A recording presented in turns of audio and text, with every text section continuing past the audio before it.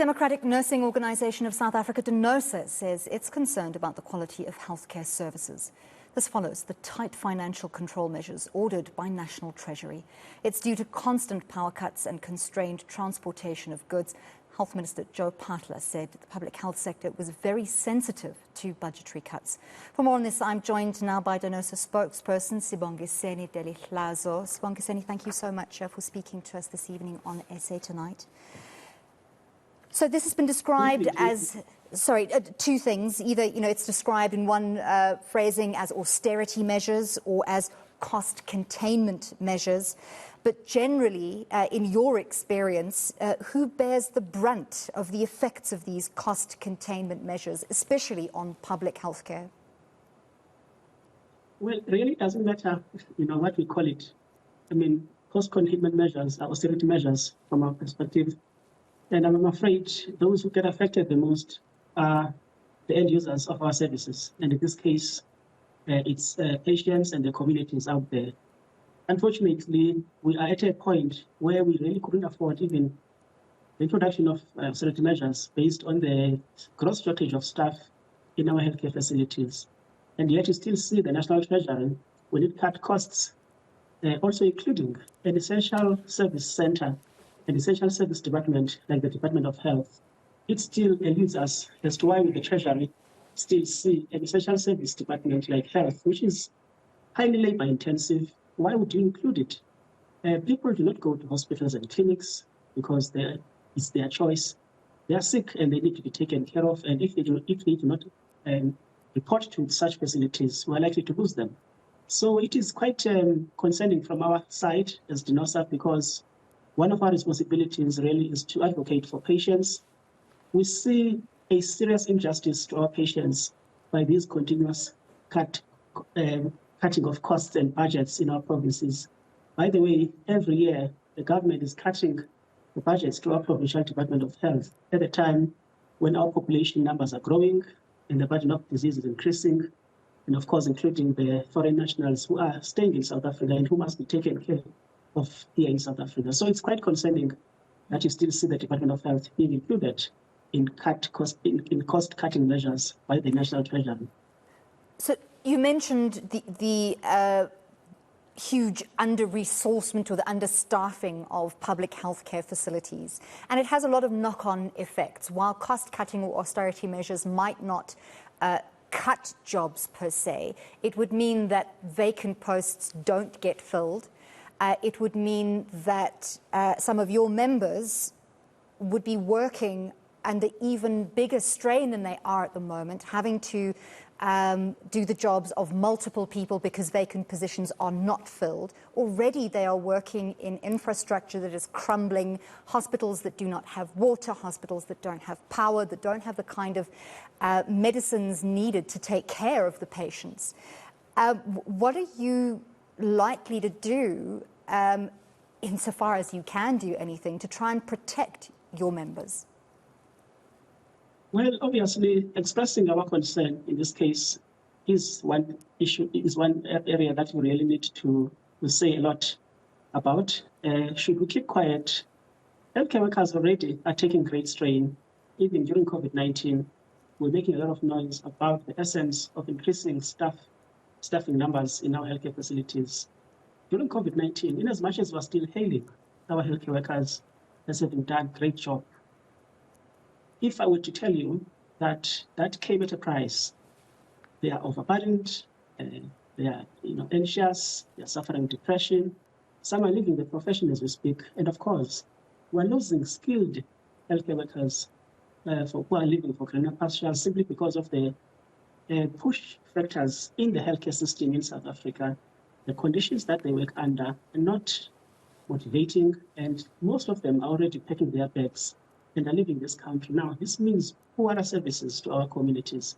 Already, we are talking of instances where we feel the access to healthcare services in South Africa is becoming inaccessible to the majority of South Africans. If you were to go to a clinic in your local area, likely you must wake up at around 1 o'clock to a clinic that opens at 7 a.m.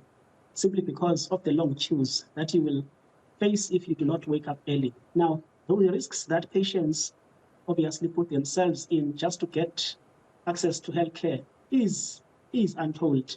And we're extremely concerned about that. And we think that the government can do a lot. We don't think that National Treasury must obviously be healthcare workers themselves to understand the essence of the service that we are providing to our communities. But it is equally concerning that the National Treasury does not seem to understand the importance of this role in providing healthcare services to our communities. And studies and advices throughout the world, including the World Health Organization as well as the World Bank, do prove that if you do not focus on your healthcare system, your economic recovery is likely to suffer even greater, because at the back of economic recovery are people. If they are not well taken care of by the healthcare system, they're not likely to contribute positively to the economy, and the economy is not likely to recover. Often when we talk about healthcare in South Africa, ordinary citizens, analysts, commentators, public figures bring up the issue of ministers not using the very services that they are expecting South Africans to make use of. They go to private healthcare, sometimes in other countries, at huge cost. And there have been calls in the past that ministers, all government officials, public servants, should be forced to use the very same healthcare services that they are expecting ordinary South Africans to use. Would you support that call? Is that something that you advocate for?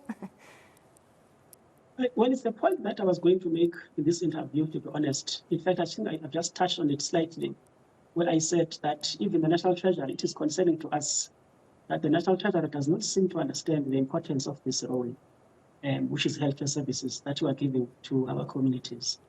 We are also concerned as Denosa that we have to defend what we do not think we need to defend, the provision of healthcare services to our healthcare communities. You mean provision of enough staffing, provision of enough resources and equipment to those facilities. But if you talk of cost-cutting measures that include the Department of Health, we are definitely going to enter this debate on whether decision makers in this country, when they make decisions, are they likely to understand or are they likely to feel the pinch of the decisions that they themselves make? Currently, we can argue that they do not, because most of them, of course, are using the private healthcare. I mean, their beds are waiting for them in the private healthcare sector. Should they get sick, they're not likely to have to queue for hours in a clinic or in a hospital to be attended to. Now, this is where this disjuncture is quite troubling, and people must not be blamed for really pointing out at this. Firstly, you must try to ensure that you understand the importance of the service to your communities. But if people must strike or people must picket or march before you change this decision, then it should concern us. And indeed, it may also count that indeed there is a lack of empathy, because you are not affected by the decisions that you yourself make. To us, it is concerning.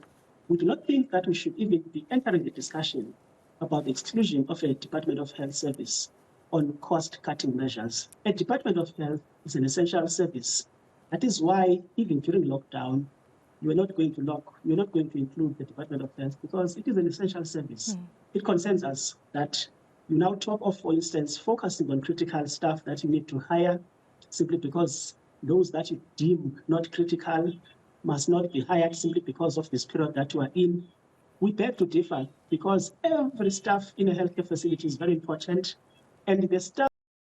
So much for your insights. That was Denosa spokesperson Sibongiseni Delihlazo speaking to us in the wake of National Treasury announcing that they are going to be belt tightening or cost containment measures at various of our national departments, healthcare being one of them.